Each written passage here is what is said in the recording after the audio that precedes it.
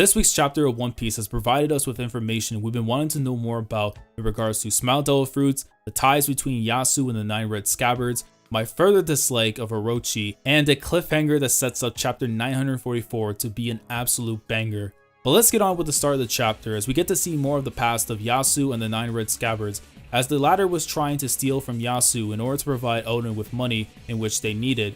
And I'm assuming that this is in the same time period in which Oden was exiled, as this was done to accommodate themselves since they are now residents of Kuri at that point in time. Yasu was willing to give the money to the group in exchange that they train themselves properly to become worthy samurai to stand side by side with Oden. I have made mention of something similar to this with the Yakuza in my Kyosho video I did a while back. Given the importance of the role of boss, in this case we'll use the word shogun, any problem that is caused by the retainers not only falls onto them, but it falls onto Oden as well. So Yasu wanted them to clean themselves up so that when the time came for Oden to rule Wano, he has pillars that will be able to help him out in his reign.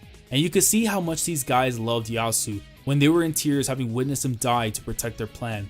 At the same time, it excites me even more when we eventually get the past of Lord Kozuki Oden, and hopefully we'll get to see Yasu in there as well, since going by the first flashback that we got in chapter 942, I'm certain that they've had a lot more encounters than what we've seen from them up to this point.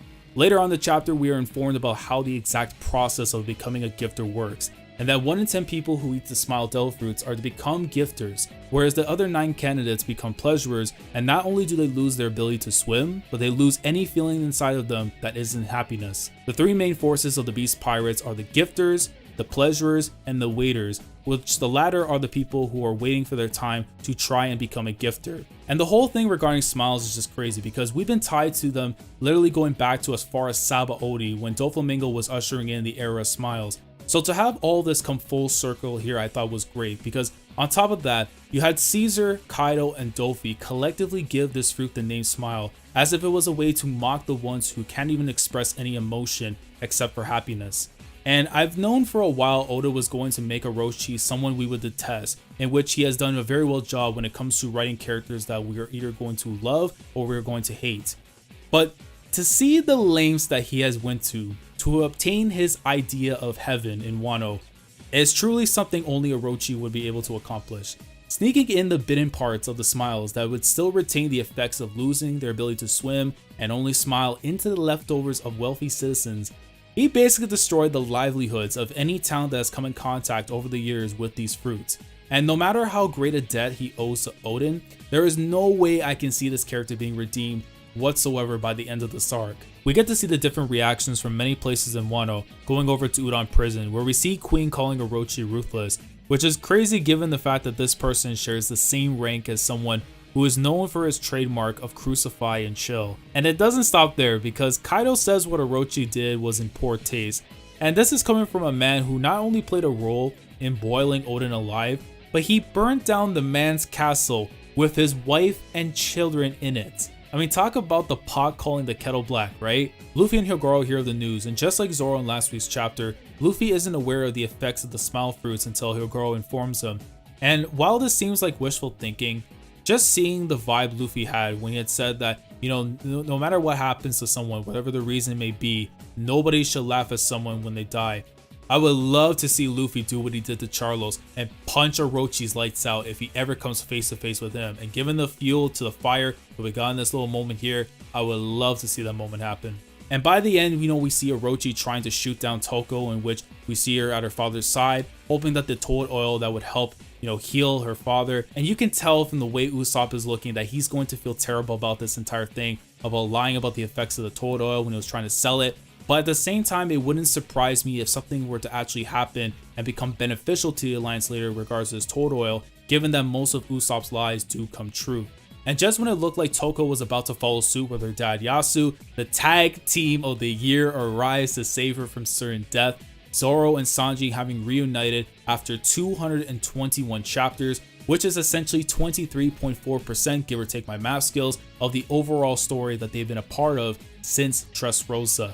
The entrance was absolutely hype, seeing these two back together again. I know I give Sanji a bunch of slander, but whenever I see these two together, and we're going back to like Enies lobby time, where I seen these guys just going in, busting through the gates, having people shook to the core. When these guys are paired together, they are unstoppable. And I know we got glimpses of them, together during, Fishman Island. Even though they didn't intend for that to happen, I am looking forward to seeing these guys coming back together, being the tag team of the year. Don't care if it's the Holy Demon Army, whether it's, the Dudley Boys, Hardy Boys, whatever tag team you want to give them, what kind of name.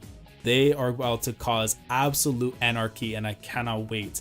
And I don't expect them to come to blows next chapter unless it's about Sanji having a higher bounty than Zoro, given how deep we are into the preparations of building the alliance in time for the war at Onigashima. And I don't see any use for any conflict between these two at this point in time, as it would only prolong Act 2, in which we're supposed to be gearing up soon for Act 3. And seeing that Drake and Hawkins are nearby, I would assume that we're going to get Zoro and Sanji versus Drake and Hawkins in chapter 944, along with the arrival of Law to help his crew along with the rest of the prisoners in the alliance with escaping from the Rasetsu District. So yeah, I would definitely say this chapter was absolutely awesome from start to finish. It was great seeing, the flashback in regards to Yasu and his ties to the Nine Red Scabbards, and I'm hoping that when we get eventually into Odin's flashback, we get to see a lot more of their ties and, going back and reappreciating even more with Yasu's character, given how little we had of time with them in the present. I think the past is going to really make us appreciate that connection even more. And just getting to see, the information in regards to Smiles, I thought was very well done from Oda. Didn't need to, overextend things. It was knowledge that we did know about to some extent, but to get fully confirmed here, thought was great. Orochi, I think, is going to eventually become, to me, I think he'll eventually become someone that will reach the tier of Spandam for me, who I hold in high regard as a very, very damn well good villain. Someone that is very impossible to find a liking trait in his character. I feel like Orochi is going to fall under that same category as well. And if that's going to be the case, we're going to be in for a very, very intriguing arc that's going to have someone that we really detest, someone we don't want to see prosper by any means. And seeing his downfall is going to be so rewarding by the end of the arc. And finally getting to see again the Holy Demon Army, Hardy Boys, I don't care what name you want to give them. Getting to see Zoro, Sanji back together. Absolutely awesome. I'm giving this chapter a 9 out of 10, but I'm curious to know what you guys think down in the comment section below. Let me know if there's anything I missed in this week's review that I didn't talk about in the chapter. Let me know down in the comments. Like the video if you enjoyed, subscribe to the channel if you guys are new here, and I will catch you guys for chapter 944 of the best-selling manga industry. And I cannot wait to see Zoro, Sanji, potentially against Drake and Hawkins. A tag team match is about to go down in the Rasetsu District. I'm here for it. So, Commodore Last signing off. Thank you so much for watching, and as always, take care.